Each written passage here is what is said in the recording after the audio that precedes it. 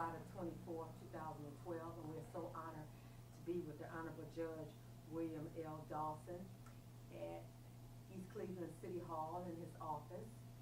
We want to take the opportunity to say thank you, thank you, thank you for allowing us to interview you for the East Cleveland documentation that we're having, and the documentary is going to be on famous people like yourself. So we are all excited about you being able to be a part of it. Before we get started, I wanted to take the opportunity to have you to tell us a little bit about yourself. You can look into the camera and just get us started, and then we can go right into the interview. Okay. Well, I'm Judge William Dawson, but before that, I'm just William Dawson from East Cleveland. I was actually born and raised here in East Cleveland. My mother moved to East Cleveland on Orinoco Avenue along with my father, and they tell me the story that they were the first African-American couple on that particular street. And I guess if you travel through any of the East Cleveland streets, there's going to be somebody who can tell you that same story. But nevertheless, my parents told me that they were among the first African-American couples on that street, and that's where I was born and raised. I went to Chambers Elementary. That's where I started playing drums. I used to carry my big old drum to school. You know, I was a short young man, but I carried this drum that was half my size to Chambers every day, and that's kind of what put me on my track to continue with music. And I went to Kirk Middle School, continued in the band and theatrics there, and then I went to Shaw High School, graduated, stayed kind of near because I went to Kent State University, which obviously is not too far. It gave me the opportunity to still come home and make sure my mother was okay and stay in touch with my family. And after graduating from Kent State, when I was there, I actually majored in finance because my goal was to be a stockbroker. I figured I wanted to work on Wall Street, but I soon came to the understanding that in order to get those types of jobs, it's all about positioning. And unfortunately, Kent State at that time, and probably still today, is not the best school for that particular occupation. And that's, you know, it's interesting. I'll do a bypass real quick. That's one of the things I try to instill in the young men and women that come before me in the court, all about positioning and making sure that you're doing the right thing for your future.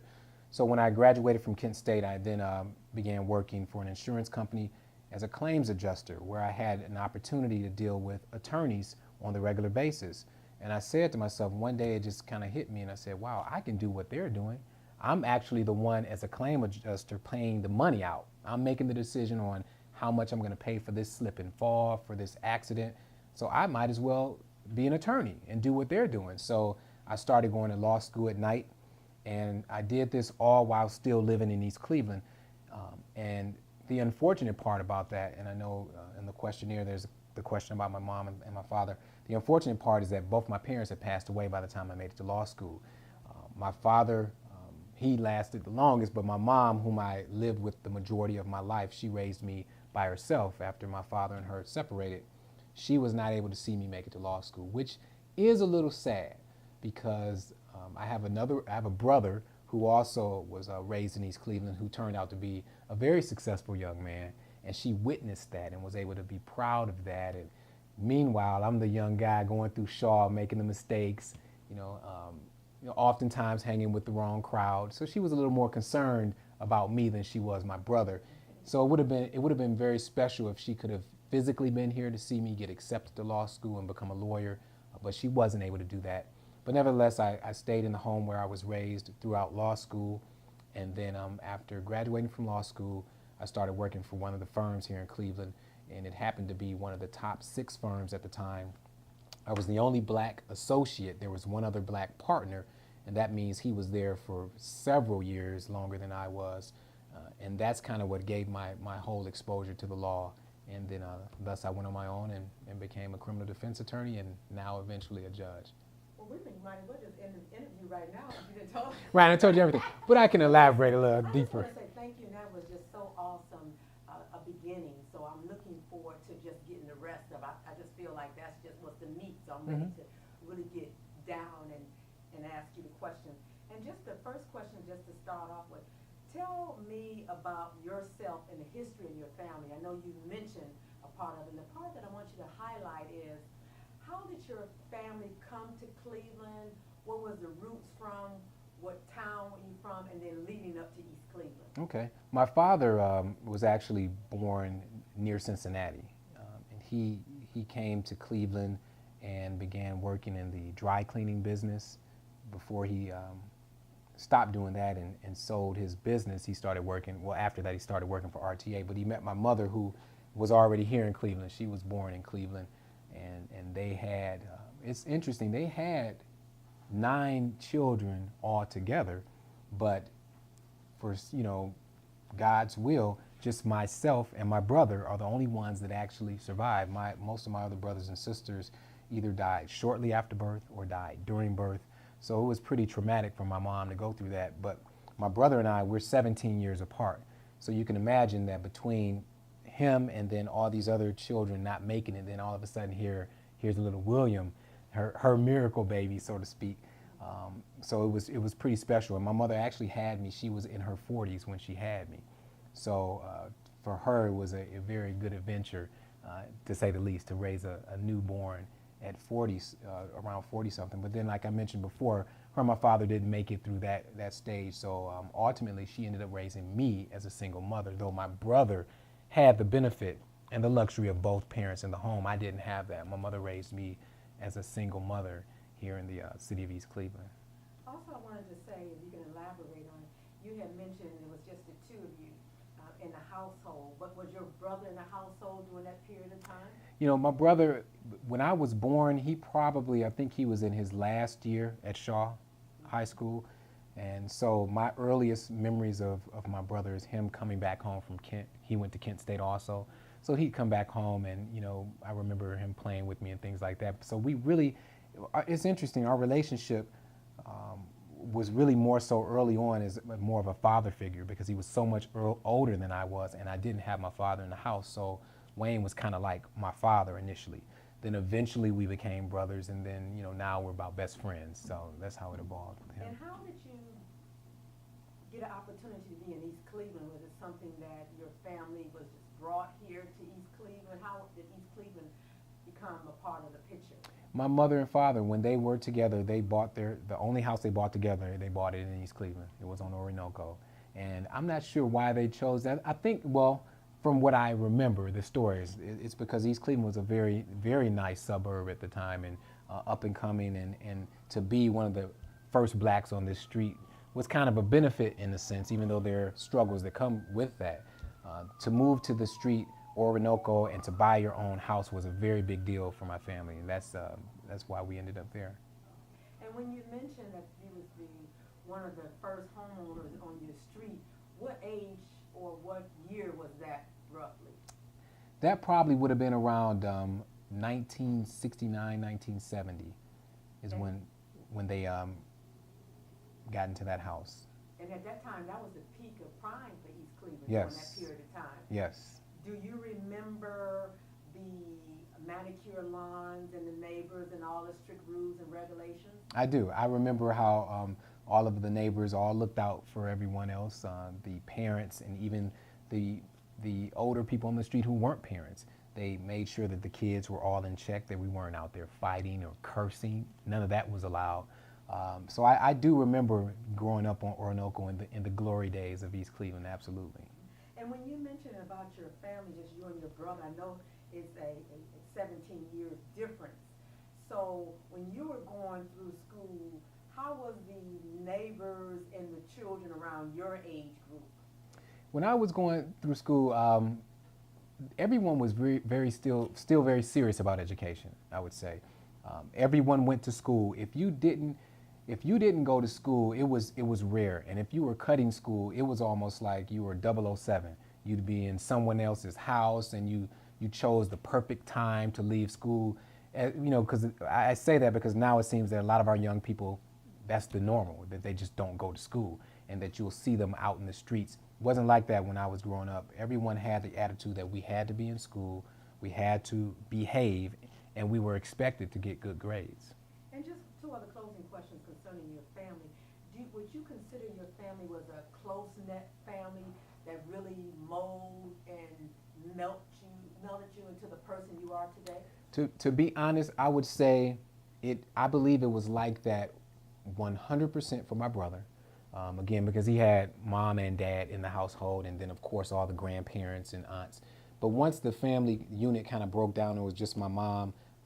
That just comes with struggles. It's inherent when you have a single parent home that there are struggles, not only the financial and the obvious struggles, but even the mental struggles that my mother had to go through. Raising me on her, all of a sudden realizing, okay, I raised Wayne for all these years with my husband, and now I don't have him. So it was a little different when I grew up, definitely. A little more broken, I must admit. But my mom did the best she could. Best she could. So I wanted to just elaborate. You mentioned that, of course, your mom didn't get a chance to see you in your high point, your glorious years. But you still feel her presence, and you still look up and honor what she wanted you to be. Yes, absolutely. A few things in that regard. I recall, well, first of all, I'm a very spiritual man, and my relationship with God is very important to me. So I know that she's in heaven, and I actually use that to energize me, and I've used it all through law school. Even when I was competing in various competitions all over the country through law school, I always, I had something like, okay, this is my angel, my mother's here watching me, and she's rooting me on. So I always had that. Even when I took the bar exam, I adopted, for some reason, it's a long story, but the ladybug. I found a ladybug on her tombstone, at the cemetery before I went to take the bar exam, and I took it and kept it, and it stayed alive through the whole 3 days that I was down in Columbus, and I used that as kind of like the symbol of her being with me, and so to this day I have an affection for ladybugs. But that I would say that, in that vein, that I know that she's with me, and even now there's several things that my brother and I do to honor her. We have a foundation in her name.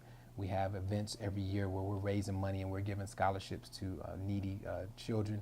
Last year we were able to give over $2,000 in scholarships to a couple of Shaw High students who are going to college.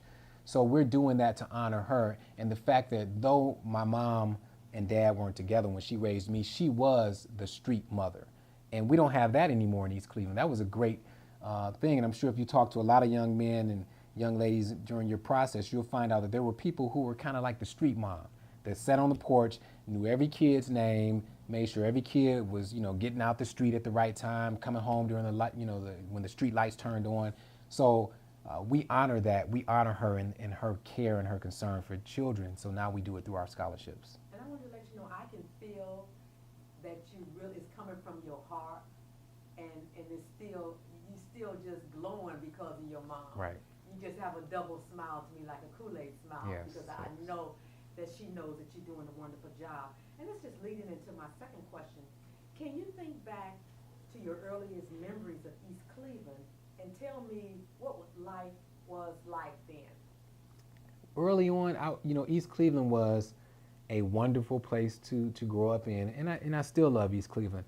We had on Hayden Avenue, we had the hardware store, we had all the area places where kids could go and get the little penny candy, and you just didn't have to fear walking down the street. You didn't have to fear adults, and you didn't see a lot of the drug dealing and things like that, especially when I was growing up. I mean, obviously as I grew up, that kind of changed, and you saw the environment change. But as I grew up, when I was a young man playing in the city, we could play football, basketball in the middle of the street, and it was just a very homely, loving neighborhood. It always has been. And, most of the kids all got along too, unless, they're, kids are going to be kids, Yes, yes. But most of the kids, we all got along and just had a good time. Do you remember most of the times or earlier memories having a good time, A, and B, what age do you think that good time switched? You mentioned about a switch.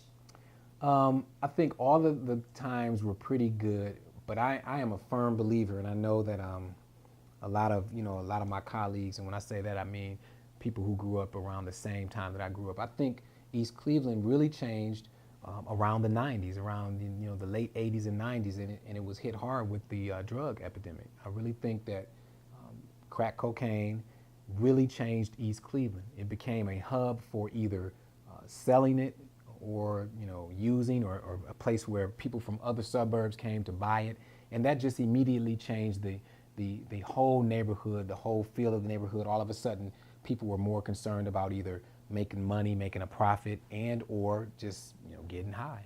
So it changed East Cleveland. I think that was the biggest change. When that period of time happened, were you in school then? Were you in school, or you was transitioning to your career? No, I would say it probably started changing my 10th, maybe 11th grade year at Shaw is when that probably hit pretty hard.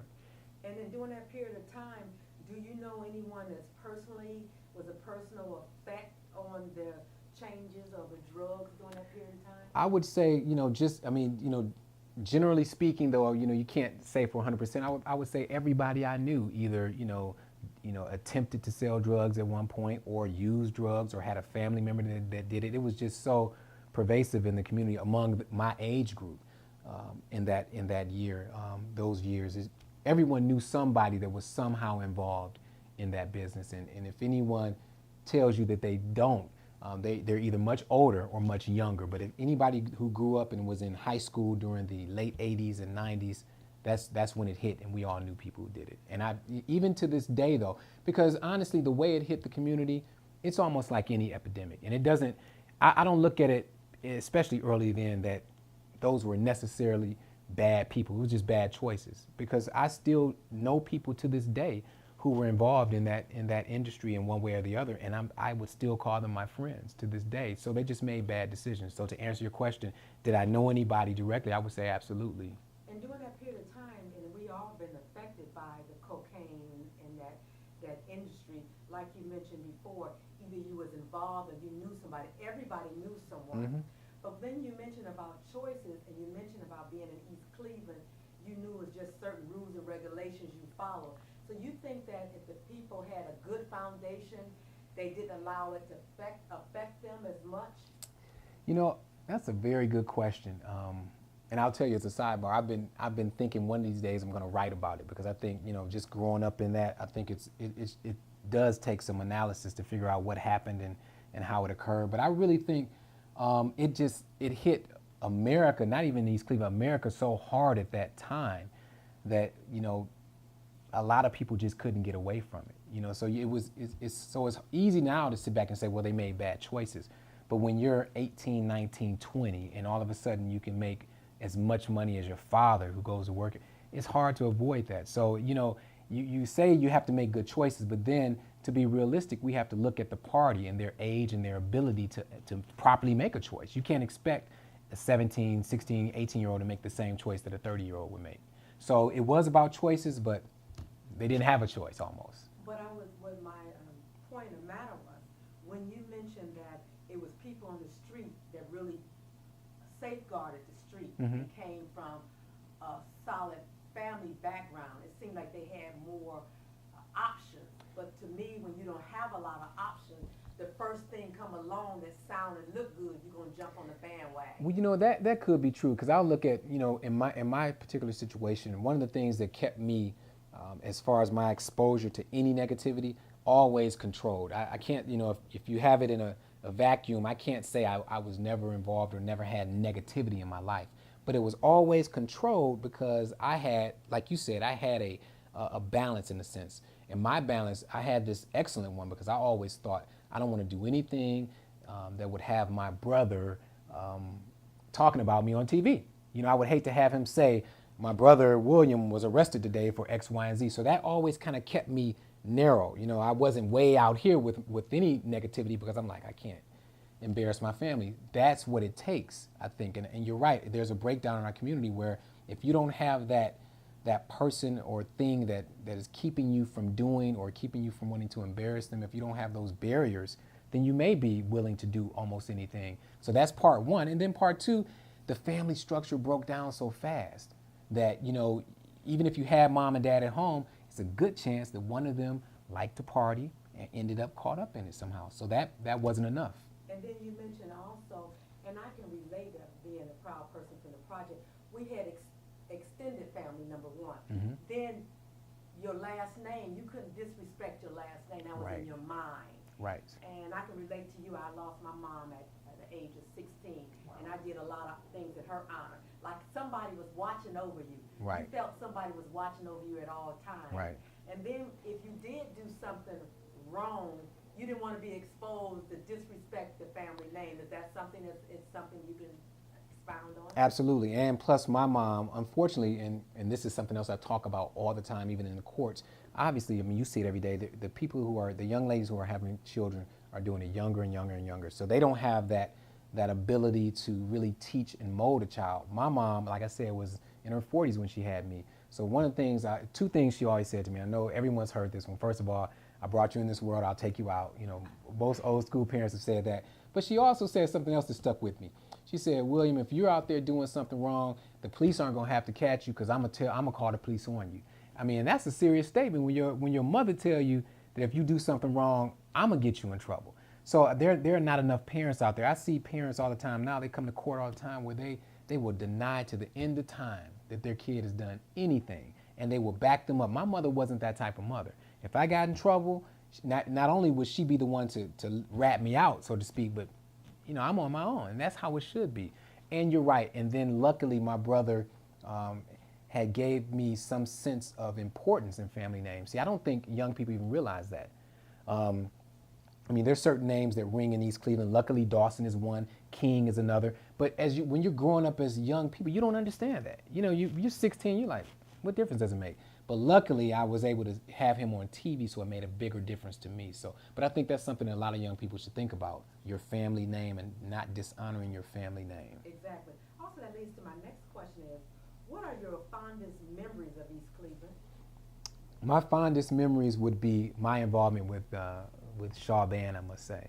That was kind of, and that's another good thing, and it's still a great program at Shaw. When you are involved with the band, and I'm assuming it may be like that with the other sports, it really becomes your life as a young person. You're there many hours. You practice from 3 in the afternoon when school's over to 9 o'clock at night. So your life becomes the band. So for me, that was the best time being in the band. I was in the rhythm teams. I was in the choir over there. You know, I did everything I could musically at Shaw, and even at Kirk, and even at Chambers. So for me, East Cleveland was great musically, and we had some very good musicians because at that time, young people were interested in music. And even though they're interested now, but back then it was about playing instruments. So I grew up with a lot of good musicians. How were your directors of the band and music? Did you have people that encouraged you also? Did you have mentors that you looked up to? You know, when I first joined the band, we had Mr. Thomas, who had been a director at Shaw, director of Shaw Band for many years, Robert Thomas, and he's passed away. He was a great mentor. And then Don Sean Wilson, who is now the band director at Shaw, he was my section leader.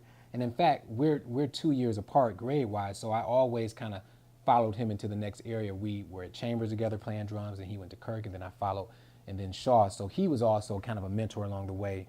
But I will say this, there were a couple of people who were the opposite, that kind of negative influence, and adults do it all the time. There was a director who was kind of, I'm trying to be politically correct since I am a politician now, right? He was just very hard on me my last years at Shaw. Almost tried to keep me from graduating just because he didn't approve of me musically, I guess. I don't know, but it was his negativity that even inspired me more so. I mean, to think I've been in band all my life.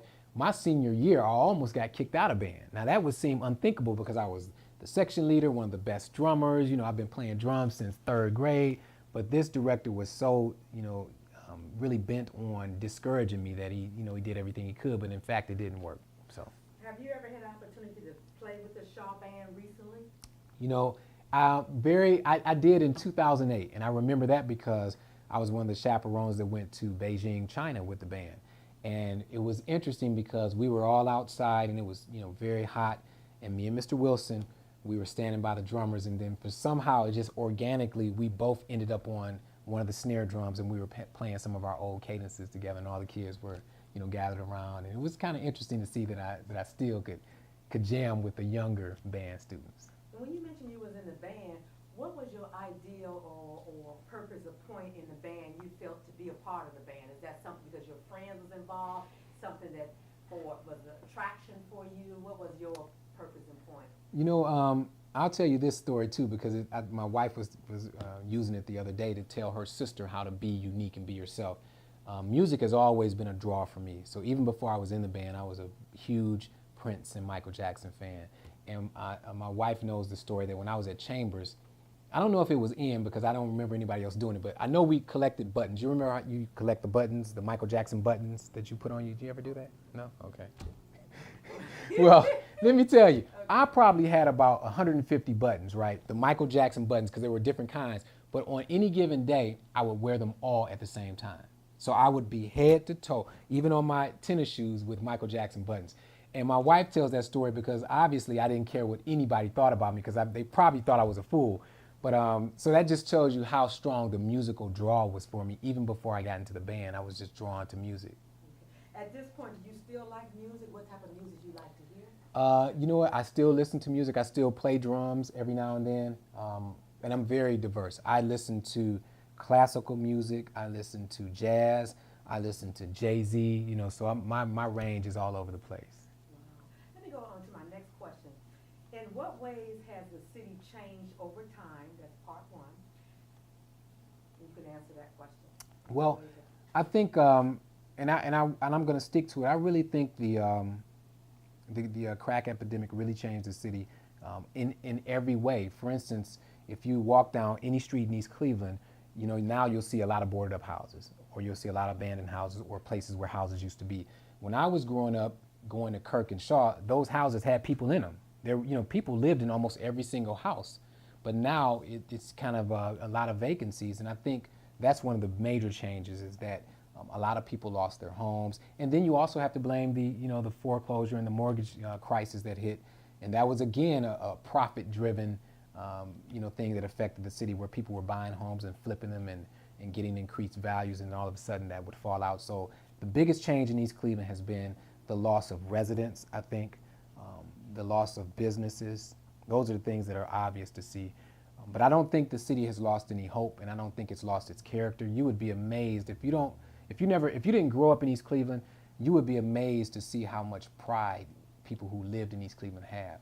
I mean, when we have our reunions, when we have our games and things like that, people from all over the country are proudly saying, I went to Shaw, I lived in East Cleveland. I mean, it's a strong community as far as our love and our connectivity, but as far as the economic and, the housing and things like that, that has changed terribly, but the love is still there. Love is still there. I remember growing up, and East Cleveland was just a place to be. It was a millionaire row, and everybody knew about it.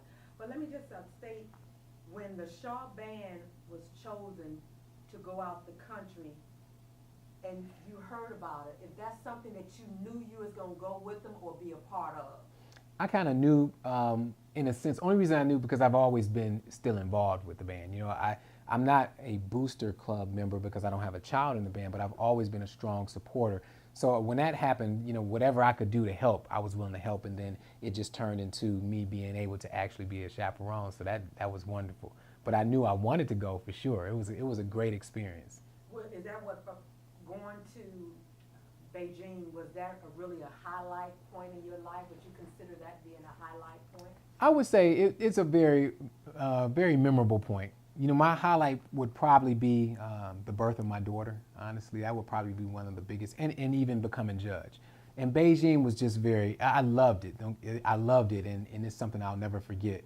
But I think more important, if I had to look at some events that kind of defined where I'm going to be or what my legacy would be my daughter, as well as being able to be judge in this city. And you mentioned the second part of the question is, what do you think contribute to those changes? I know you mentioned the homes. I know you mentioned the businesses. If you would say homes and business, besides the home and businesses, what other big changes that was notable that you think that still plays a part to this day? And because you're interviewing other people, I don't mind being the only one walking around saying this, but I think I must go back to the crack selling. I really do. I think, unfortunately, so many people were involved with selling it and using it that even today you see it. A lot of young people, that's what they want to do. They're looking to be a hustler. They're looking to sell marijuana. So I think East Cleveland, when that hit, it changed our mentality of the young people. Now our goals are different, it seems. It's all about the hustle. It's all about, getting one up on somebody else. So the sense of community changed a little bit. Not the pride in the community, but the sense of community, because now it's about how much money can I make, and if you're in my way, I'm going to get you out of my way because this is what I want. So, but that's, I'm sure that's in any of the urban neighborhoods across the country, but it definitely hit East Cleveland hard, and that sparked, to me, all the other changes. It really did. And with you, Honorable Judge, I know with you being on the bench each and every day, you see the reflection of how drugs has changed our youth. Mm-hmm. And would you agree with me with the youth being 30, age about 30 now, mid-30s? So it's been over like 20 years now, and we still have the same effect. Would you agree? Yeah, yeah. And would you agree, another point is, it's now about the hustle, but would you agree if you can work the streets, you can definitely work the streets because it's the same concept. Would you agree? Yeah, and I tell that to young people all the time. You know, the intelligence that it takes to be a hustler and to, you know, to navigate that. If you transfer it into the business world or something positive, you can be very successful. I believe so. And do you make emphasis to your clients that come in front of you that part can be transferred from the main street to Wall Street? Right, right. And it's two ways. You know, I try to tell them, one, first of all, don't get involved with it if you can. Stay away from it. Two, if you have made that mistake, I tell them in the program I do every month here at the court that today is the very first day of the rest of your life. And it may sound cliche, but it's so true. And I see it now as a judge. If today is Tuesday, if I did something on yesterday, Monday, I could say, okay, Tuesday, I sat down, I did this interview, all of a sudden something sparked in me. I'm never going back to what I did on Monday. I'm a changed person. If you live that out, then you can change. But a lot of young men and women, because of the stigma of having a record and having made a mistake, they don't see that and they don't seek that change. But you can change and get out of that if you'd like to. Can you tell us about your book, a little bit about your book, and can you tell us about the program that you have implemented? Okay, I wrote my first book. It was called The Legal Matrix, How the System is Trying to Control You. And I wrote that as a defense attorney, and I wrote it precisely because I realized that not enough young men and women knew of the quote-unquote traps of the legal system. And I'll give you a prime example. In federal court, I've defended several people with drug cases. And I don't think our young people realize that once you get to federal court, this is a serious game. So you may get these little petty cases and misdemeanors and things like that, but they add up to the point where one day you can do something and not realize that it's a federal case now. So I've had clients standing next to me saying, Dawson, Judge Dawson, or at that time, Attorney Dawson, if I knew that selling this amount of drugs would get me 20 to life, I wouldn't have done it. So my point was, you know what, I need to figure out a way to get this message out to the masses that, one, the federal system is stacked against you. If you get in that system, it's going to be a rough road. And then two, that you just need to know the law so that if you decide to be a drug dealer, at least if you picked up my book, you'll know what the risks are. You know what you're facing as far as your sentencing. Then I realized, okay, the people I want to read this in East Cleveland and beyond, they probably aren't going to pick up the book. So what do I need to do now? I made a workbook, and I took that into the schools to do a program. And I've been doing programs in schools for the last 7 or 8 years, teaching them the same principles of avoiding the traps of the legal system. And I also do programs. I do seminars on it.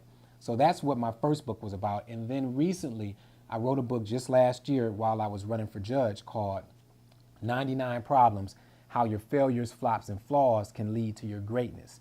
And the reason I wrote that book, to be totally honest, is because, like I mentioned, if you grow up in East Cleveland, you may come out with some scars one way or the other, whether it's something you experienced with your family, something you watched your family go through. In East Cleveland, you're going to have some unique scars, and they make you unique, and they set you up for your greatness. So growing up in East Cleveland, obviously I've had my scars, but when I ran for judge, it seemed to me that the establishment, that's all they focused on, the mistakes that I've made in the past, or any shortcomings that I've had. So I had to write this book about how your failures, flops, and flaws can lead to your greatness, because I needed to motivate myself on a daily basis, saying that, you know what, everyone's talking about something that's not me anymore. They're ignoring the fact that I'm a man of God, I have a purpose, and that I'm doing this for a reason in East Cleveland. I'm not running for judge just to be judge. I'm doing it in this city where I was born and raised, so I can help change the city. So I had to focus on that, and that's why I wrote my second book. Just to piggyback on a couple of things that you had mentioned, how do you have time to do everything that you want to do, have a wife and a child and a family, and then take on East Cleveland? First question is, How do you have the time? Well, you know, I have a lot of energy. I get up really, really early in the morning.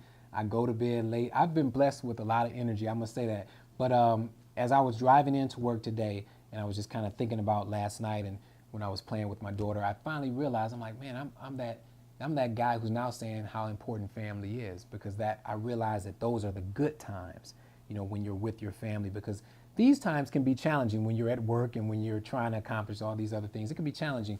But just to answer your question directly, I've been blessed with a lot of energy, and I want to keep on moving. You know, I'll tell you this too.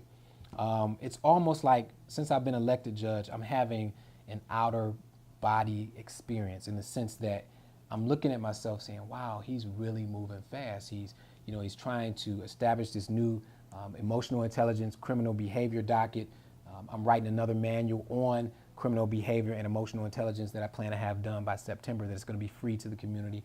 And I'm doing all these things, and I'm looking at myself like, you know, what's the rush? You know, what's the rush, Judge? And it's almost as if I need to get this out, you know, so I'm just going to use all the energy that I have to try and create the legacy, so that when I'm done here, that I have something left to encourage generations coming up after me. And I just feel this way with you and my colleague, Brandon King, and myself. We're doing a lot, and you find most people not doing anything. Yeah.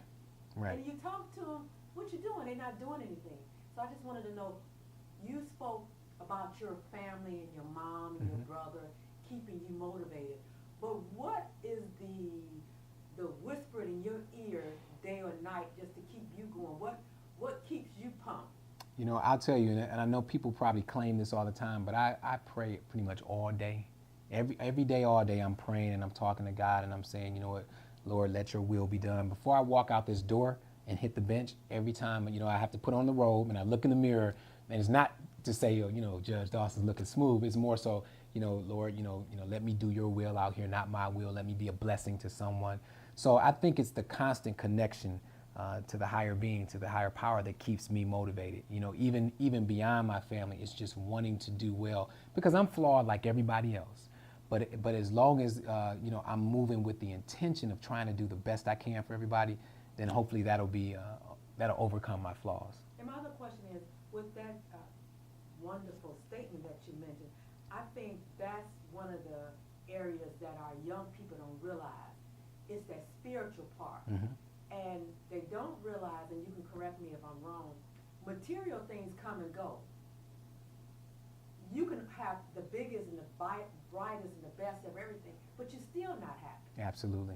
So you have to have something to fulfill that hole. Would you agree? Absolutely. And we see it all the time, where these stars who are, you know, overdosing on drugs and things like that, the material things, they will not fulfill you. They will not fulfill you. It's all about, you know, having a purpose and living out your purpose. And what young people don't realize too is that your purpose can change. You know, you don't have to say, and that's, I think they get caught up in that. They don't, well, I don't know what I want to be. Well, what do you want to do right now? Do you want to finish school? Let that be your purpose. I want to go to the next grade. I want to get all A's. Let that be your purpose. And it can change, but as long as you have that purpose and you're connected with God and trying to do good by everybody else, that will fulfill you, but not the material things. And this is my closing question. I'm going to go to my next question is, do you have an opportunity to talk to the people in front of you?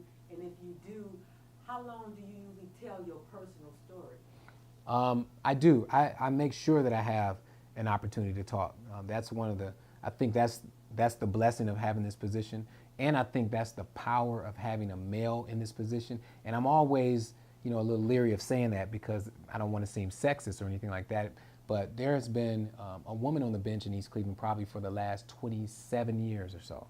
And there is something to be said about a man being in that position to influence young men in the community. So I take every opportunity I can to speak life into the people that come before me. I don't care if they're, you know, 18. I even deal with the truancy cases, because we know we're not a juvenile court, but I do see the kids on truancy and things like that. So they could be 14, 15, 16. I'll talk with them. Or they can be as old as 60, 70. And I will speak life, because it doesn't matter how old you are. It's just the message that you're conveying. And if it's something that needs to be said, I will say it. So I make sure I take the time to do that every day. Can you open up the jails in East Cleveland and let people come to view or walk through? Well, you know, it's interesting, because the jail is a partnership between the city and the court. we utilize it, but it technically belongs to the city. So when people complain about the conditions of the jail, they really should be talking to the mayor. But in actuality, that's something I think people would benefit from, because anybody that comes upstairs from in East Cleveland's jail, they always say they don't want to go back. I mean, you have folks who don't mind, but the majority of people don't like it down there. They don't like it in our jails, and that's what it should be. You know, you don't want a generation of people who don't mind going to jail, and I think that's become the culture of our young people. It's almost like a badge of honor. Not East Cleveland's jail, but jail in general. It's not a big deal. So maybe seeing East Cleveland's jail could change that. Is there at one point that the people were allowed to go into the jail, and is the jailhouse in this particular building, East Cleveland City Hall? Yeah, the jail is actually in the City Hall in the basement, and I don't believe there ever was a time where there was, it was a known public venue where you can come and visit. I think if it's done, it's done on the very limited basis, and it's very controlled, because it's still a small jail, and the facility is not built so that it could be like, for instance, some of the larger facilities, you can actually tour it in a sense. But East Cleveland's jail is so small that it's almost in and out, and it's very confined. But one thing I'll always invite the community to come to the court so they can see how the court is operating. You'll see the jail cases come up. You'll see what happens when you don't obey the law, or you'll just see what's happening in your community. And I think that's important to do. With that being said, would you ever allow the community under your watch to just come and see? Now, it's okay to read about it, just to know that it's an open tour, to see how things operate. And I know it's open to come to the court.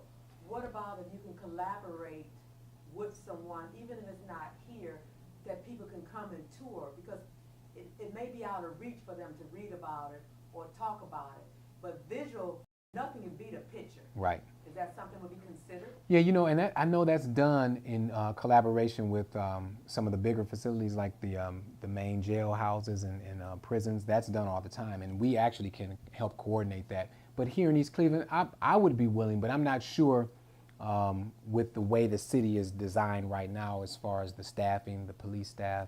I don't know if it's something that could be done in the near future in this particular facility, only because I know that the jailers are on a very tight schedule, as far as, because I know some of the police officers, we don't have the same force that we used to have. So we don't have the same enforcements downstairs in the jail area. So I don't know if it'll be in this particular facility, but that's something that can always be arranged with the larger facilities, which may have a bigger impact anyway, because you have people who are there for years and years. I remember being in another city, the city of Atlanta. They had a program called Scare Straight. Mm-hmm. Do we have that program here, or can that be implemented? There are organizations who still do those types of programs for the youth. And I'm not sure exactly who's doing it, but I know out of the juvenile court that's being done for the youth, and it's done at the larger prisons, maybe even at the county jail also. Do you collaborate with other judges throughout other cities? Yes. I make sure that I have an open line of communication with the nearby judges. That's most important because we're so close with Cleveland Heights and South Euclid and the city of Euclid, but I definitely make sure that our lines of communications are open. And what have you started since you've been you've been sitting on the bench for how long now? It's been a little over 6 months. Okay. How has it been what you expected it to be? It has been. It's been more. I've had the opportunity, I believe, to actually do good and touch some lives positively. That's what I've wanted to do, and I've been able to do it. So I'm very satisfied. I tell myself every day that this is such a huge blessing to have this position, so I don't let it in any way get to my head. I know that I'm here to serve. So if I'm not doing well for the people, then I shouldn't be here. But I feel really blessed. And like I said, I've been moving fast. I implemented my Finish First program, which we do every second Monday, and that's open to the public also. Every second Monday at 5:30, it's called the Finish First program, and it's designed to give the community and or offenders ways of how to deal with the legal system without having a negative interaction with the legal system. So I have that program, and then I have the expanded emotional intelligence criminal behavior docket that I'm establishing. So I've been moving pretty fast, and I'm doing a lot of good things. So I believe the city should be very proud and be very satisfied with their new judge. That's good. The next question is, how has race and racism impacted you personally, and how has it impacted East Cleveland? I think East Cleveland, to speak on East Cleveland first, it has a huge impact on us. And I think it's mainly because of the things that go on in East Cleveland. So, we have to take responsibility for, the situation that we're in, especially when it comes to racial profiling and things like that. When you see the buildings and the developments that are coming down from University Circle, and as you get further in East Cleveland, even myself driving in East Cleveland, you see certain behaviors that you say, man, they may not want to continue to move down this way because we act a certain way. So I think racism has had an impact, especially on development in East Cleveland, but it's something that we can control. I think that once we get a grip on our younger people or our disenfranchised people, and we start acting with the pride and the intelligence that we have in East Cleveland and as a people, then I think we can get rid of the racism. I mean, you won't be able to kill it altogether. And then me personally, I would say it hasn't affected me in any dramatic way. I've gone through the standard, racism of, I'm the only black at this job, I'm the only black at that job. I may not get this assignment because I'm the young black attorney and they may not trust me, but I have never, ever allowed it to go in my mind and slow me down with anything. I've never set any limitations on myself based on racism. I've never said that I can't do this because a certain race won't allow me to do it. I've just bowed ahead and blasted through any wall the best I could, and I've never used racism as an excuse. I've always used any challenges as a way to build myself up and come back stronger for the next time, so I can't be denied. And that's where we are at this point, I think, in America. If you position yourself, you can't be denied. It's those of us who aren't as aggressive as we need to be, or like you said, those of us who aren't trying or don't think we can, we're the ones who are being denied every day. But if you have the internet now, you have businesses, you can start your own business, you can make your own way to the point where you can't be denied. And that's another message I want to send to our youth, that if you position yourself, you won't be denied. When you mention about at this point in your life, race hasn't impacted you, do you agree that education has a lot to do with race? Because I'm just looking at your plaques on the wall. Would you agree education has a lot to do with it? And also, would you agree that with the internet, it's really an even playing field? Can you elaborate on it? It's definitely an even playing field now because the internet is such that you can start a business and no one has to even know who you are. For instance, Facebook, which is so hugely popular. If you have a problem with Facebook, you can't call them. You have to email them. So the internet is their business altogether, 100%. And then even when you look at situations like, what we can do in the city of East Cleveland as far as establishing our own businesses and things like that, it's the same situation, that if you are determined to do it, then you can. You absolutely can. But what about education? How would that make sense? Education, it is important. And I would say that's almost like the starting point. For instance, the education now gets you in the door. That's the best way to get in the door. But it doesn't guarantee anything. You still have to have that initiative, that self-starting ability, but it does help you get in the door without a doubt. And a lot of our young people are eliminating themselves so early because they drop out of school. And if you drop out of school and you don't have a plan to get involved in this system called America, then you're setting yourself up to fail. I mean, there are so many other people, they may not be African American, who have dropped out of school and become hugely successful, but that's because they had a plan. Our young people, we drop out of school and we don't have a plan.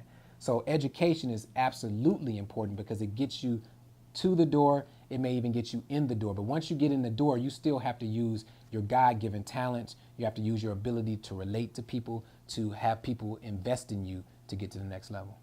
When you have the young people come in front of you, when you talk about education and not having a plan, what are their first reactions? The first reaction for a lot of young people is sports. And I love to get into that. I had a young man in front of me, and he was here on a truancy situation, and I asked him about his plans for college. And I said, how are you doing in school? And he was real arrogant and said, well, I'm doing real good in school. My grades are good. I said, well, what do you want to do when you get out of school? And I was just kind of baiting him along. He said, well, I play sports. I said, what's your favorite sport? He said, football. I said, I'm glad you said that, because in football in particular, the NFL is very strict about their policies. They don't want guys who are disorderly. They don't want people who are catching cases. They don't want people with bad grades. So when you think that you can just mosey into sports, any old sports, just because you have extra talent, it's not a guarantee. And if you look at, there was a young man at Ohio State, I think he may have been suspended from the team just because he was accused of domestic violence, not even convicted. So I love when people guide me into that whole sports thing, and especially football, because you're not going to be able to make it there if you don't get yourself together, if you don't have a plan. And your plan has to be to succeed, because if you're not planning to succeed, then you're going to fall to the wayside with all these other temptations. When you mentioned about sports, I remember, and people spoke about, Shaw used to have a pool. Were you there when they had the pool? Yes. And that talent to be developed. What sports avenues do they have in East Cleveland now that you can focus the young people to? And I was there when Chambers, we had a pool in back of Chambers. That was a long time ago. That was many years ago. But nowadays, there's still the football program, which is really good at Shaw. They have a good basketball program. Shaw has a lot of ways that you can express yourself as a youth and even excel.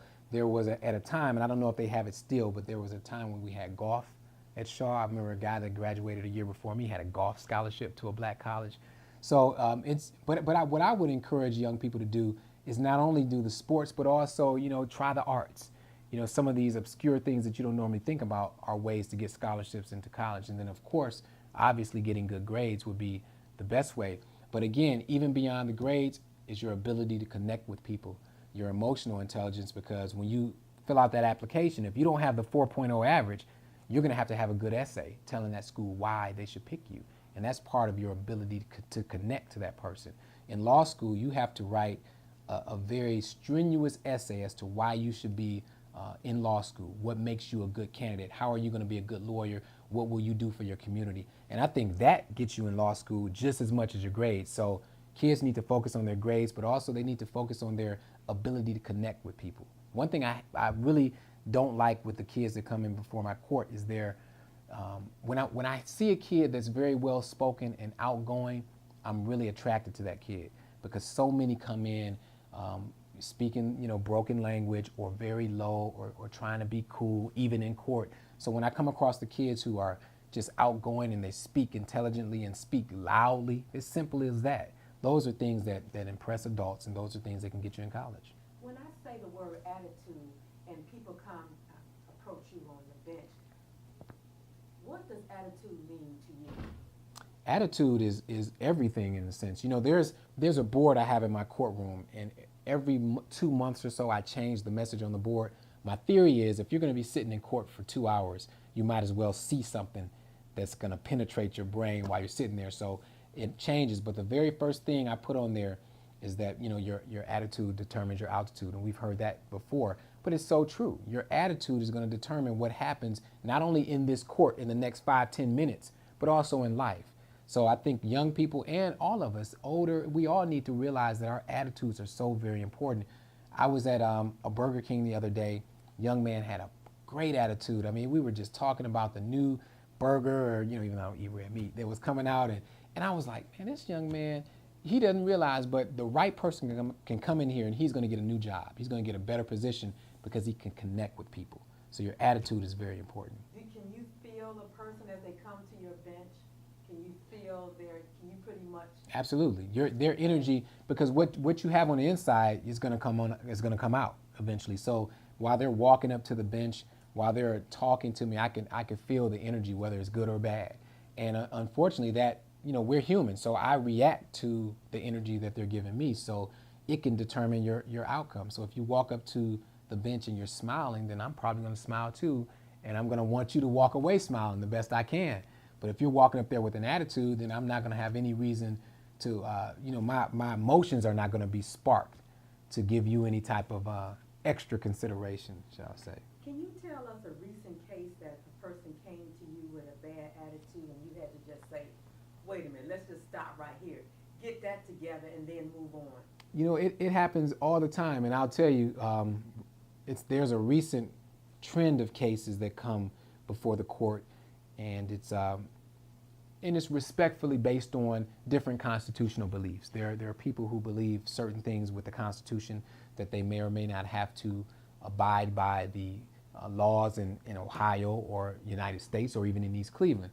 And oftentimes those individuals come to the court ready to fight. So when they walk up, they have an attitude, they have a frown on their face. And those are the times that it gets kind of, testy in the courtroom. But I've had even some of those individuals with those beliefs come up and still have a pleasant attitude. And it makes it a pleasant, outcome. Even if I may not agree with you, we're not disrespecting each other. You're not getting the worst end of it. I'm not getting the worst. So attitude is so important, but I have to deal with that pretty much on a daily basis. And my next question is, how has inequality impacted you personally, and how has it impacted the city of East Cleveland? For me personally, I guess I have these positive, blinders on, looking for the positive in all the negatives. I don't believe that any inequality has really affected me in a sense, because I refuse to let it affect me. Like I said, it's not that, and I want to be clear too, it's not that I don't acknowledge that racism exists, because it does 100%. But I've always tried to figure a way around it for me personally. I haven't allowed it to stop me. And I think it's the same thing with East Cleveland. There's no reason why East Cleveland can't be a Harlem, a modern day Harlem. There's no reason why we can't go through the East Cleveland Renaissance and build again. I don't think there's anything stopping us but ourselves. Ourselves, our judges, our mayors, our leaders, our council, we're stopping each other. So I don't want to buy into that inequality is holding East Cleveland back. I do agree, but by the same token, East Cleveland was the place to be before the drug or cocaine epidemic hit East Cleveland. Would you agree or disagree, I think, with the percentage of people being in East Cleveland, and East Cleveland is 3,000 at one point, or 5,000 was the maximum amount of people here? No, we've had as much as over 20, about 26, 27,000. What year was that guesstimate? I don't know what year that was though, and then it's constantly declined since then. Okay.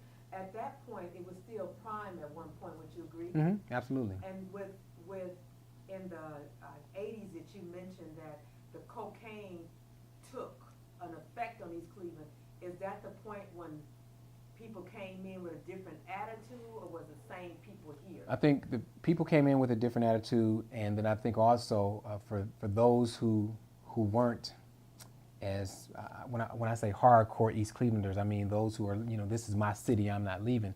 It stopped being a place to be. Like you said you remember East Cleveland being the place to be. Well, all of a sudden, the perception from the outside is, no, that's not the place to be anymore. In fact, I want to get out of East Cleveland. There were a lot of people who were trying to get out of East Cleveland for various reasons, and I think that also helped with the or caused a decline in population.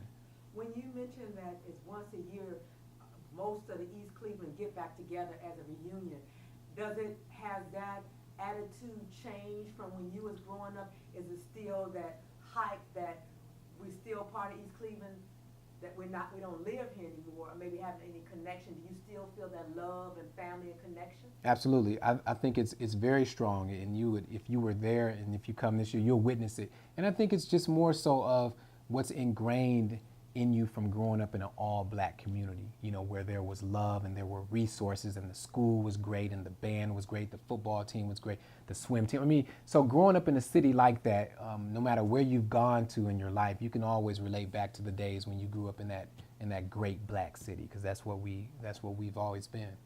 And when you mentioned about East Cleveland, the inequality that impacted East Cleveland, what would you suggest, or what is the sense on the street, what impacted East Cleveland, that inequality? Well, remember, because see, I don't believe it's really been the inequality. I think we as residents of East Cleveland have allowed the city to get to the point where it is. For instance, not being involved in politics, meaning not being actively involved in who you are electing to, your judgeship or council or mayor, sitting back and just being complacent. Sitting back and, I know it was rough if you go back to the 80s and 90s and say, well, you could have took your streets back because it would have been rough to do it then. But still, I think the complacency of the city is what's put us where we are. I really don't believe there's been any inequality. I don't think that there's a larger system that has just said we're going to deny East Cleveland. I think if we get ourselves together, we can't be denied. What was the driving force for you when you was running for judge that people came together? Because to me, and I remember you personally being out, you really did a lot on your own. You didn't have the grandstand campaign office, the grandstand manager. You didn't have the grandstand power. What was the force that kept you moving forward no matter what? I was lucky to have a nice little small office, though. One of the East Cleveland residents was nice enough to let me use it for a very small fee. It wasn't free though. But no, you know what? Honestly, it's funny because I look at the Obama campaign and I look at it. Sometimes I compare my campaign to his first campaign in the sense that it was grassroots. But then I have to quickly remember that I didn't have nowhere near the support that he had.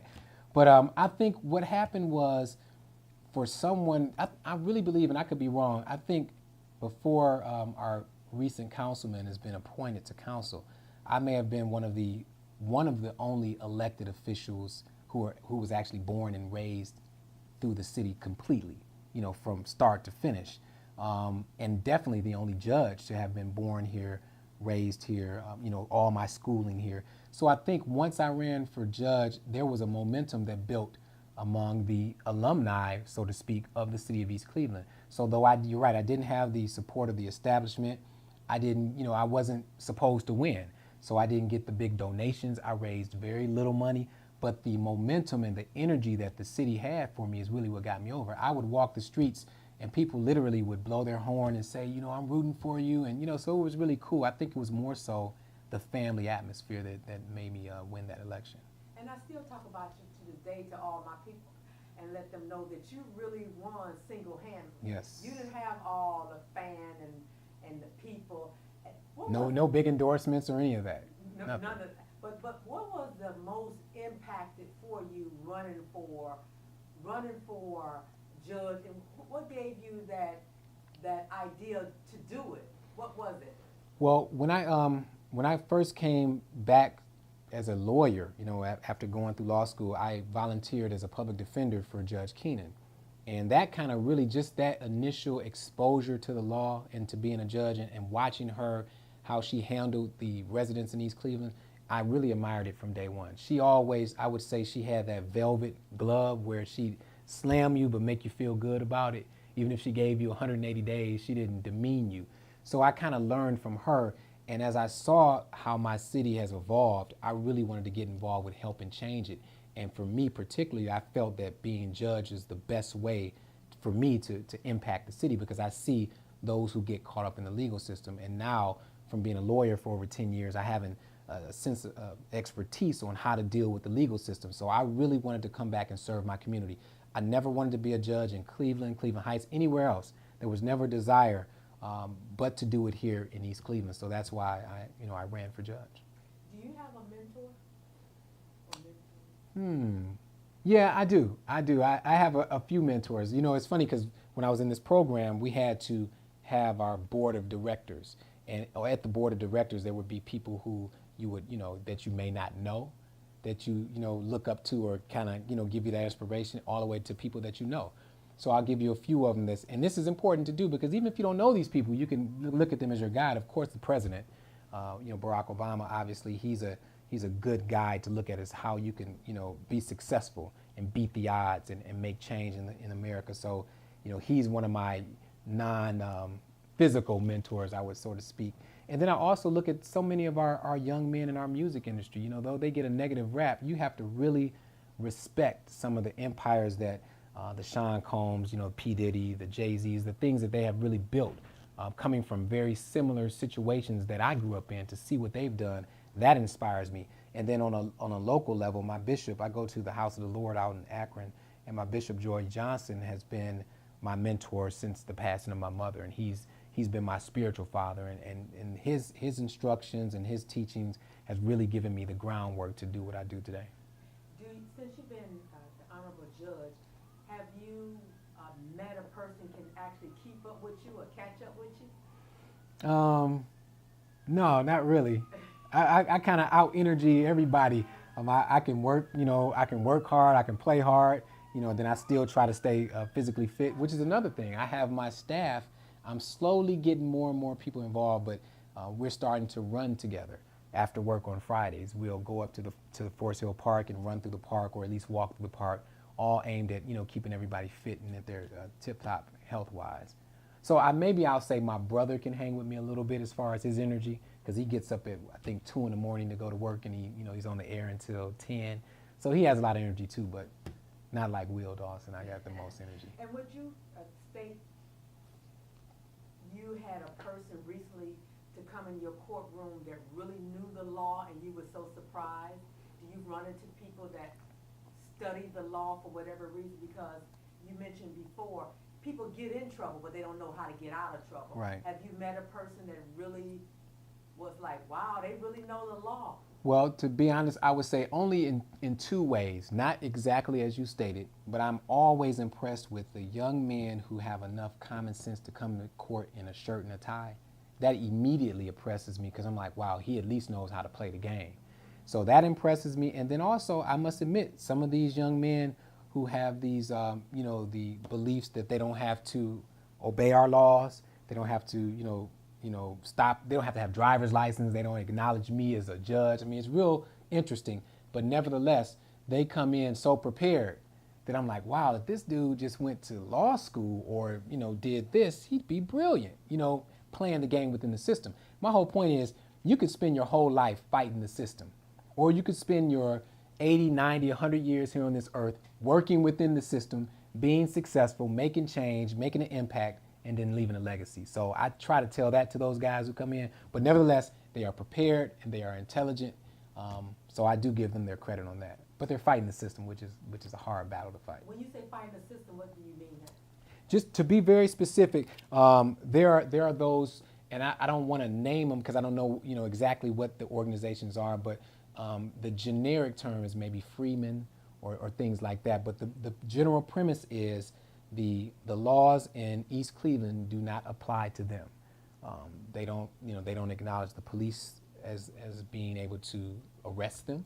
They don't acknowledge the courts as being able to impose a fine or even a sentence. They come to court, but they come to court to basically say that you have no jurisdiction over me as a person. And again, that's a very hard fight to fight. I've represented people when I was a criminal defense attorney who had the same position. Unfortunately, ultimately, they fought those positions from behind bars because it's very difficult to fight the United States government claiming that you don't have to obey their laws, but yet living here. But my point is, again, it's a lot easier and a lot more pleasant to just play the game. I was going to write a book when I was in college called Playing the Game, because if you play the game, then you can succeed. But if you want to fight the entire time, it's going to be difficult. Have you ever had a person that came into your courtroom and they were really sharp and had potential that you can work with, and you pulled them to the side and say, well, you know what, I think I need to talk to you, or can we do an interview within a year and you may run across someone that really can say a junior honorable judge, Dawson? I have come across a couple of people already whom I've been very impressed with. Young men who seem to want to do the right thing and want to be on the right track, and just probably started off on a bad track. So I've come across a couple of those guys. In fact, before we started this discussion, there was one that happened to be at the window, so I took some time to talk with him. Unfortunately, with our young men, by the time they get to me, they've already started the disqualification process. And I say that lightly, but it's the truth. By the time they get to me, some of our young men have tattoos all the way up to their ears, all the way on their face. And that's not going to necessarily keep them from being successful, but it's starting down the road of disqualification, because when you go to get a job, you go to a school interview, people are already assuming certain things about you. True or not, that's just the way it is. And within your 6-month period of being on the bench, have you ever noticed that the women now are at the same level of the men? They kind of rough around the edges also? Well, yeah, I think our culture, and it has a lot to do with not just East Cleveland, but even the greater culture, the black culture that exists right now, has a lot of women desensitized to being a lady. That I don't know if that's the priority anymore. I had one young lady in my courtroom where the young man was charged with stalking her. And the young lady said, he had a girlfriend. He knows I had a boyfriend. I was just going to give him some. He needed to keep his emotions in check. And I'm like, wow, really? That's how you think? But I think our youth, they're becoming desensitized to being a lady. A lot of our young women are. And what causes that to happen? I think it's just the, unfortunately, it's the evolution of our culture. It's the desensitization of our culture in general. For instance, on BET, let's keep it real. You see, women in bathing suits and maybe even thongs sometimes on videos, and you didn't see that back in the day. Our parents made sure that we dressed up all the time. The ladies were, in skirts, just looked very nice, made sure they were the proper length. It's not like that anymore. And I think society has become more and more lenient and accepting of the way that our young people act. So it's just the generation now. Because when I'm different places, the malls and stores, and I hear the young people talking, especially the young ladies, if it wasn't a female voice, I would think it's a man. But to me, and maybe I thought maybe there was just something that's just a trend, or is that true that the ladies is just as rough around the edge as the men?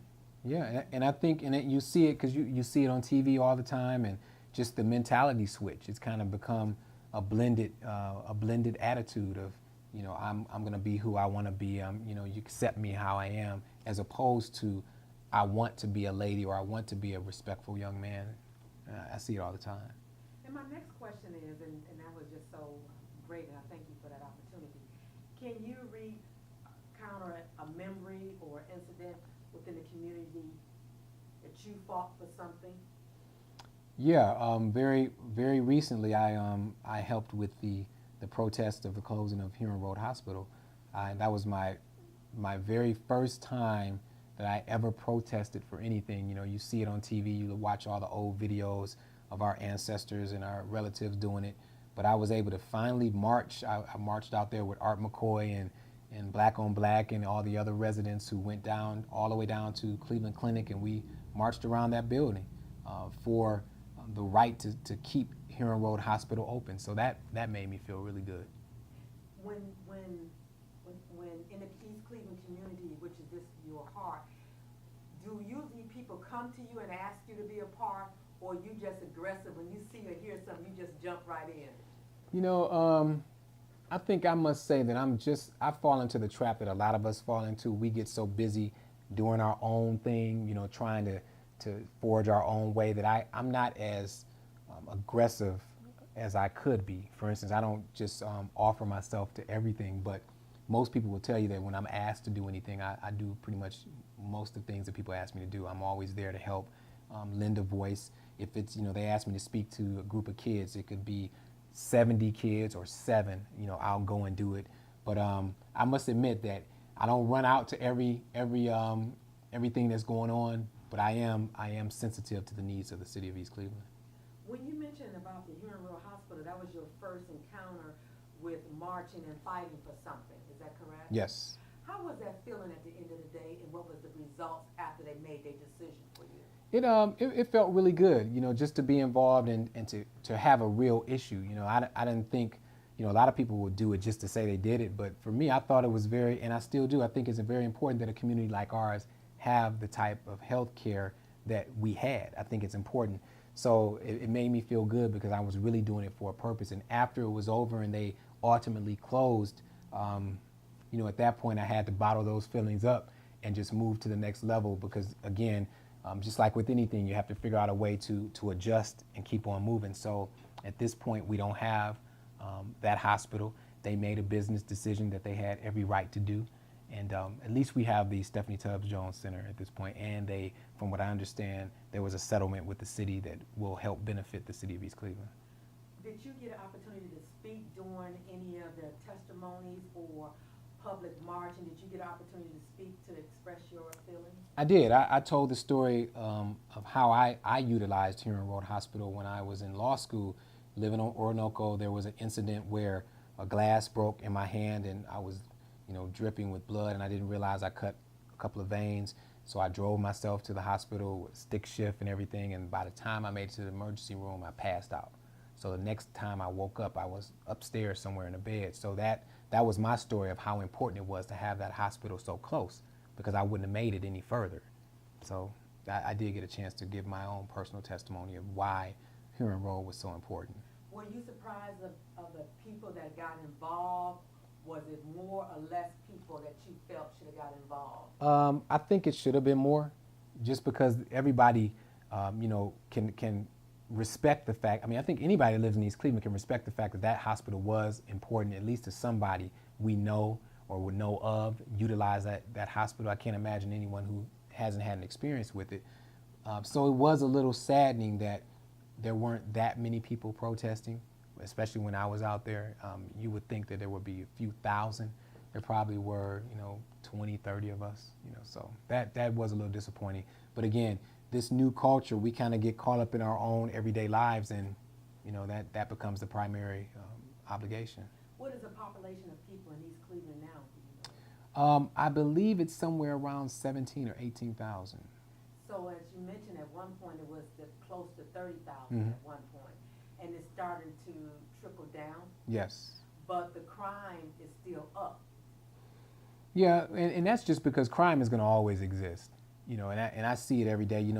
It's funny because we'll get statistics where, on a national scale they'll say crime is down, but it really all depends. In East Cleveland particularly, this year there have been quite a few shootings already, so the crime is going to always exist, and obviously with more residents it would probably be a little bit more, but any crime is bad. Correct. Going to the next question is, how have the surrounding institutions and city impacted East Cleveland? I think for me personally, I would say it's created nothing but opportunity. To be able for a young person who is looking for inspiration, to be able to ride down the street and go through all of that development that's happening in University Circle, all those fantastic artistic buildings that are being erected down there, everything that's going on that way, I would be totally inspired. So I would say that's positively affected our community. Now, other than that, just the fact that people have left East Cleveland for surrounding communities, that's had a negative impact. So the outside communities have had a negative impact in the sense that our people have left. But if you look at it from a positive standpoint, there's nothing but inspiration as to what can be accomplished and what can be done if you at least expand your mind beyond East Cleveland. Besides the University Circle area you mentioned, what other cities do you think that impacted East Cleveland as a whole for the positive? I think University obviously is an easy one. I don't believe there are any other necessary strong partnerships that you can see an impact. I know there's cooperation. For instance, Councilman Conwell is often, stumping the ground for East Cleveland for various causes from his ward in Cleveland. I know through our court, we definitely have a good relationship with the city of Euclid as well as Cleveland Heights. But I don't think that any of those have been impacts that you can actually see in East Cleveland at all. I think the biggest impact would be what's happening with University Circle, because they're actually, in a sense, becoming a partner. And that's what you need to see an impact. So other than that, I think the other cities have just been growing around us. And so if there's any impact, it's been the fact that people who don't see the ability to achieve in East Cleveland have moved to these other cities. Next question. What is your vision for the future of East Cleveland, part one? And tell us about a major issues that needs addressing in order to better your community, your neighborhood, and your city. I think for the second question, I think what needs to happen to better our community is for our residents to get committed to making sure that the city as a whole moves forward. This is a small city, and we need every resident to get on board and be involved with the politics of the city. A lot of people say, I don't like politics, I don't want to be involved. But unfortunately, that's how change occurs, through politics, through policy, through lawmaking and things like that. So if our residents don't start getting involved, then the city is going to continue to be stagnant. So the community has to wake up. The city of East Cleveland didn't become great by people just being lazy and not doing anything. It was great when it was founded. And just to be real, it wasn't people who looked like you and I who made it great initially. This was an all-white community. They built this community up. So we can't just sit back and say, well, now I'm going to sit in my living room and and expect East Cleveland to get better, you got to get involved. You got to come to council meetings and not just come and not just argue, but give positive feedback as to what we need to do to change the city. That's one. And then me personally, my goal for the city is to just educate as many people as possible on how to deal with the legal system, because I think even beyond East Cleveland, the legal system can have a negative effect on a person's life. It can change your life. You can get a lawsuit that can just change your life. You can run into a police officer that can change your life. So I think to keep people's hope and their spirits alive, I think that's something that I can do. I think to rebuild the city from a logistic standpoint, housing and things like that, that's dealing with the mayor and the council. They have to work together, and the city has to get involved with that. But as far as reestablishing the hope and the trust and the education, I'm going to take that on, and I'll work with any community group that wants to help, school board, council, anybody. As you just mentioned about being a part of the city and the legal part, they really play hand in hand. And as you mentioned, there's a lot needs to be done, as we know and clearly can see. But when you mention your vision, you willing to take on something that you feel already exists, or to mold something that's already there? Do you want to reinvent the wheel, or just make it run better? I think honestly, the path I've taken, I'm kind of reinventing the wheel. I'm forging a brand new path. I really believe so. I don't think that this court has been, well, I know the court has not been involved with aggressively trying to change lives. This court has been involved with imposing your fines, imposing your sentence, and that's it. I want to aggressively change the lives and the mentality of people who come before me, because if I can change those people, when they go back in the community, they're going to act differently. So you're going to have less violence in the home, less drinking in public, less open containers. When I talk to people about drinking in public, something as simple as that, I say, what if your elementary age child was walking down the street and watching somebody drink a 40 ounce? How would you feel? Or you use the bathroom on the side of a building because you said you couldn't make it home. But what if your kid was walking down the street and saw somebody doing that and they were exposed to that at the age of 5, 6? You wouldn't want that. So when they come to my court, I'm trying to change mentalities so that I can change the fabric of the city. That's my mission. And I think it's a brand new path. I don't think anyone's tried to do it, but that's going to be my legacy, hopefully. I think with you having a strong family background, that plays a part in people's lives. Would you agree? I agree.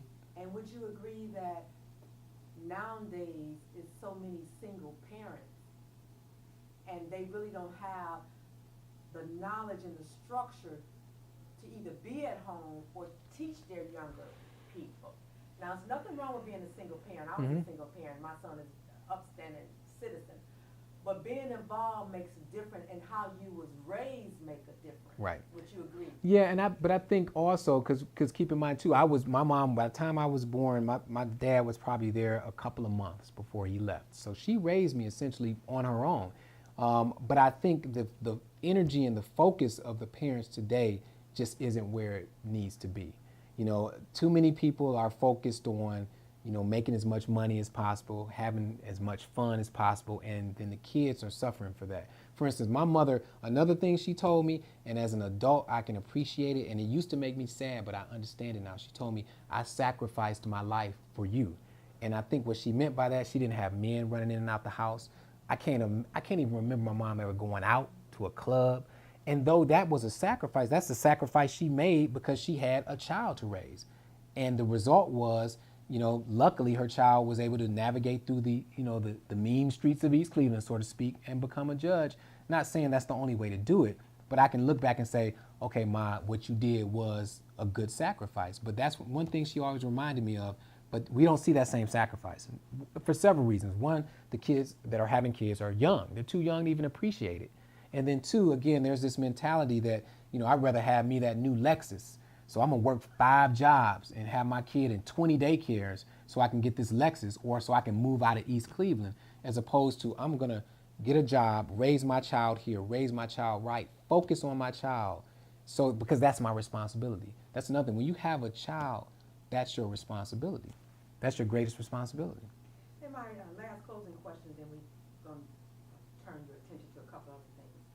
what would you be prepared to do to participate in making East Cleveland better? I have several things planned to make East Cleveland better. In fact, when you walked in the door, I don't know if you noticed on my board, I put up there, "We are cycle breakers," because that's my new theme for my court, breaking the cycles of negativity, of hopelessness, of teen pregnancy, all these negative cycles that we have in the city.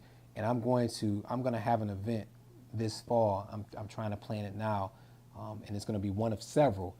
And it'll probably be either at the library or at this high school, but it's going to deal with breaking the cycle of negativity or the brokenness of the educational system. And we're going to talk about things that you mentioned, how to, or what's the challenges of single parents in raising kids and making sure they do the right thing. And I'm not doing it because I have all the answers, but I think if I can pull together those who are concerned, intelligent people like yourself, Mr. King, all these people who are intelligent in our community, and we can have a conversation. Not a grandstanding thing, not a political thing, but an actual conversation where we can come up with ways to better our community. So I'm going to start with the education piece, and I'll have a panel, and it'll be a discussion where we can have the community discuss it, and hopefully we'll walk away with ways that we can change the educational outlook in East Cleveland. As you know, and we're doing a Voice in Action documentary now with you being a part of it, you realize that this is what we're trying to do under Dr. Rhonda Williams at Case Western Reserve, to even think about taping your narrative story. We're on the right track. Absolutely, absolutely. And would you agree that this is needed and is long overdue? And a lot of people that we tape stated that they thought about it or was planning on doing, but no action. And since we're losing a lot of our elderly people and a lot of our masterminds, we definitely need to tell our story. So you just a piece in the point of something great to come. And I'm claiming that it is going to be a Nobel Peace Prize. Yeah. That's what I'm claiming. And we did have an honor to interview Mr. Art McCoy, and he's coming back on the radio, and he wants to do a part that you may want to be or know about to boost our people to be business owners, to be able to be entrepreneurs, to be able to bring yourself up. And he's willing to be able to do educational piece. Okay. And also another avenue and person of great stand is Mr. Beard. You know, they're opening something up where the county is getting involved to bring people that you know will be a good candidate. Because we have people who have the mindset, but they just need the guidance. Right. Would you agree? Right. I'm going to turn a portion of this documentary interview to my colleague, Mr. Brandon King, that may have some questions for you at this time. Thank you, Jeannie Joyce. Honorable Judge, it's been a pleasure. You have a very, very fantastic story. If you allow me just a couple of quick questions, because this is going to go into the archives and people will watch this later. I was wondering if you had copies of your books so that you could put on the film here in your office so we could see them. Absolutely. Right behind you, you can grab, I think there are 5 pieces there, and I can explain them all to you. You have the 3 that are laying down. No matter of fact, those 3, and then you have 3 that are up too. So that one, yep, and the one behind it, I'll explain that. And then the little one, yep, and the little one in front of it. No, the green right, that one there, and then right behind that one. See it standing up? I can explain those. And he's going to ask you the other question. I'm going to hand you your Power for Peace, and you can take an opportunity to explain each one to us. Okay, and I could do it pretty quickly too, so it's not very long. This one here is an example of what I used to give out when I was just a practicing attorney. It's called The Matrix Theory, The Secrets of the Legal System. And I used to give these out at barbershops, the food places, and it had all the laws in here that I thought, well, some of them that I thought affected our community. Felonious assault, how if you use you're in a fight, but if you use your cell phone because it was in your hand, you go from a simple fight to 8 years in prison. I talked about rape, things that happen in our community. I talked about driving under the influence. So this was like the first piece that I used to give out And then I made it a little larger. This one here, the matrix theory, avoid jail and stay out of trouble by understanding the secrets of the legal system and finishing first. Same concept. I talked here about how to deal with the police without getting in trouble, what to do if you're walking down the street, talked about disorderly conduct. So these were pieces that I had before I began as a judge. Then this here is something that I use today in my program that I have in the court now. It's the Finish First workbook, Strategies to Survive the Legal Matrix. And in this workbook, this goes along with the program I do once a month. I give it to everybody who attends the program. We talk about the legal system I have in here where they can even answer some questions, because you find that when they get involved, it makes it a little easier. But the book, the first book I wrote, here it is here, The Legal Matrix, How the System is Controlling Your Life. And again, I was really proud of this piece. Let me see, over 200 pages. Then I realized that, hey, I better make this a little more accessible to those who may not want to read all this. So that's when I came out with the workbook, the Legal Matrix workbook, which basically goes into some of the questions here in the book. It talks about, relationships. It talks about the drug laws. It talks about gangs and how if you are in a certain environment, you can be classified as a gang member just by doing certain things, and how that classification can then increase your penalties in the legal system. So those are the things, the books. And there's one more, Mr. King, behind you, the black one. That's the little one I wrote when I was on the campaign trail last year. And this is the one, 99 Problems, How Your Failures, Flops, and Flaws Lead to Your Greatness. I wanted it to be very small, something I can carry around. And this is a book, like I said, it's just daily, quotes and sayings that I've gathered or either come up with over the years. Let me see, for instance, give you a good one here real quick. No matter how much they talk about you, flip the script. We have the God-given power to determine what the meaning is that we attach to any situation. So for instance, don't allow somebody else to attach a meaning to something that happened in your life. Switch it around. So instead of saying, this guy, he dropped out of school and da-da-da-da. Well, you know what? I left school, but then I got a job and I worked in the market for a while, and then I went back and got my GED. So don't let anyone else attach the meaning to what happens in your life. Take control of it, flip it around, and get the positive out of it. So these are all the books that I wrote. Got more coming, but those are the ones for now. And that leads me into my next question, because we talked a little bit about it at the start of the interview off tape.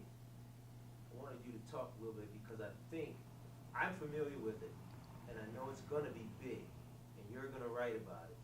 It's the EI. Okay. And I'm glad you mentioned that. That brings a smile to my face because I'm really excited about it. In a nutshell, there's been a lot of work through Daniel Goldman, and a lot of people, even Case Western Reserve has an excellent program on emotional intelligence, because that push has been in business. They're saying that you can be the smartest person in the room, but if you don't have the ability to relate to people or handle your emotions, eventually you will fail or your success will be limited. Take, for example, the CEO that, has made $1 million, but he goes out and he gets into a drunk driving situation, and he loses his license, or he has sex with an underage girl. You're thinking, this guy had it all together. Why didn't he make a good decision? That's what they're trying to figure out in business. And it dawned on me, I'm saying, this is what relates to criminal behavior. And if you apply those techniques and the training to criminal behavior, then we can change the whole community. So that's my mission right now is training and giving people the tools to make better decisions so that their emotional intelligence is at top notch. So that that, okay, if I do X, Y, and Z, this may occur. And we talked about it, how the precious moments between a stimulus, something that happens, and your reaction to it, within that time, that's where your emotional intelligence comes into play. What if I do this? What is going to happen? What are the consequences? So that's my new push. So I'm going to create a docket that's called the Emotional Intelligence Criminal Behavior Docket. Another reason I'm doing it is because people don't realize before you get to the major crimes, you've taken little steps. And as a judge, I can see those steps, but most people don't. So instead of domestic violence today, you just keyed someone's car because you got mad at your boyfriend. Well, what we need to see is that the same person that can key your car, your BMW, can mess up your $40,000, $50,000 car. That's the same person that can come to your house, bust out your windows, come to your house, slap you around, put a gun to your head. It's just steps. So we need to catch it early, give them the tools so that they make better decisions, help them deal with their emotions intelligently. So that's where the EI is, and that's my next major push. And I should have some documentation completed in the next few months to deal with that. Judge, that's fantastic, and I look forward to your next book on EI. My last question, looking around your office, I notice a number of different things going on, and I want to pan your office for the audience. Okay. But before I do that, is there anything in here you'd like to talk about or make mention of? Yeah, I'll explain a few things, and I know you're going to pan it. One of the things you'll see is my my little display that has my karate belts and my marathon medals in it. I'm very active in running marathons. I think in order to be successful, I think you have to have your mind, body, and spirit together. So when I when I ran for judge, I made sure that every day I got up and I ran 5 or 6 miles a day just to get my mind right. So physical fitness is very important. You see my bike here too. And then right above that is something that has some of my marathons. It has some of my work when I was on the radio and the books that I did. And then right there in the center is kind of below is the culmination of my whole year of running for judge from top to bottom, some of the major events. And in the center of that picture, you'll see there's a picture of Jesus basically praying and the heavens opening up. And my title says, "But for the grace of God," because I know that I am not in this position as judge for anything about William Dawson. It was nothing I did. I wasn't supposed to win. I was the underdog, but I believe God has a purpose for me to help change this community. So that means a lot to me. And then, of course, I have the black lawyer there who is always an inspiration, of what we can do when we put our mind to it. And, Mr. King, I want to point out one other thing I think that's really unique. That book right there with the gold symbol, that's Jay-Z's book. And the reason I have that is because, again, I think from our culture, we can really pick up on some of the accomplishments of those that we don't really, you don't always think of when you think of a judge, listening to Jay-Z or being inspired by what they've done. But we have some really talented people in our culture, and I like to celebrate it, and I like to pull from all of that to use when I'm on the bench. That picture is one that they use in Sight. Is that okay? All right. So I knew that. I knew it was something greater than just being on his book. Right. But yeah, so those are kind of the things that keep me grounded and inspired. I'd like to get some of your plaques here and awards and, of course, diplomas. And what would an office be of a judge that's not complete without the one and only? Yes, I have to have Dr. King, and then I have our Justice Thurgood Marshall over there, who made such great strides for African Americans by being on that Supreme Court bench. I've thought about, I was watching something on Scalia the other day, and I said, wow, they are like the top judges in the world. Would I like to do that? And I thought about it for a second. I said, well, for your ego, you love to be on the Supreme Court. But I said, but for what I want to do for the community and how I want to change people's lives, I need to be right where I am on the ground level. So it's good to see Thurgood there, but I think I'm cool right here trying to help out East Cleveland. I just had 3 closing questions, and just to say to you, how does your wife and daughter feel about your speed at this point? Well, my wife, she's gotten used to it, so she's able to keep up with me, but she keeps me grounded. I think it's very important to have somebody that you can bounce your ideas off of. She probably tells me no, or no, that's not a good idea, more than I hear from anybody else, to the point where sometimes I'm like, I don't even want to talk to you about it. But it's always good, though, to have somebody who does not mind telling you that, to keep you in your place. And then my daughter, it's funny because I'll bring her in the court and she'll look at the picture over the courtroom and say, Daddy, Daddy Judge, but I don't think she understands yet, but she keeps me grounded also. You mentioned about the young people, the programs you want to implement or move forward for the young people. Can you tell me a little bit about that, and what is the mission and vision and goal for that program? Well, I'll tell you, that's one of the things I made sure I kept doing. I've been in Glenville and Shaw every semester for the past 4 or 5 years at least. And it's normally a weekly program, and now I've expanded it so that if I'm not there, I have one of my magistrates go there. But we have, basically we go off the curriculum from the Legal Matrix workbook. I give everybody a workbook. By the end of the semester, we've completed the workbook, and then we even go off script and talk about current events like the Trayvon Martin situation and how to avoid negative interaction with the legal system, how to keep yourself safe. So that's something that I'm doing already, and I'm going to keep doing that, and hopefully that'll grow. But my focus is going to shift to helping more adults also, because I think a lot of people tend to forget that, you know, as adults, we need refreshers too. We need to get that spark of inspiration too. The Honorable Judge, can you look into our camera and let us know any closing remarks that you may have before I bring it to a close, which I don't want to, but if you can just tell us your closing remarks, Okay. and then I can close out. I would like to say I am very proud to be a resident of East Cleveland. Born and raised here, went to all the schools. I had an excellent childhood here with, you know, going to Chambers and Kirk and Shaw. My brother, we both love East Cleveland, and I think it's made me the person that I am today. But most importantly, I really appreciate the honor and the ability to serve my city. I couldn't imagine as a young man at Shaw, you know, exploring different things and getting in trouble and things like that, that I would have the opportunity to come back and be a judge. So it means the world to me. And my goal is not to let the city of East Cleveland down and to take this very seriously. So I'm just happy that I've had the opportunity to serve as your judge, and I'm going to do my best to make sure East Cleveland is taken to the next level and that I make you proud. I want to take the opportunity, the Honorable Judge, to say we are just proud, and I felt that East Cleveland would not be East Cleveland without having your opinion and your ability to just let us know the inside. Hopefully we asked a lot of good questions. Yes, you have, absolutely. And I wanted to bring you the hot and heavy questions, because I know you know firsthand what we could and should be. And you realize that growing up in East Cleveland, you know what the mecca of the city was at one point until now. Not that it's all a gloom and doom Right. city, because it is hope. We have people like yourself that's here and willing to get down and dirty, and we know that it can be done with all us being together. And I always felt that the dream team, and I feel that you are part of the steam of the dream team. I hope so. And I'm looking forward to bigger and better things from you. I'm looking forward to coming back in a year to follow up. We're looking forward to having this tape for any and everybody to view. So I just want to take the opportunity to say thank you, thank you, thank you. And I think that you're one of the greats. Thank you very much. I appreciate the opportunity.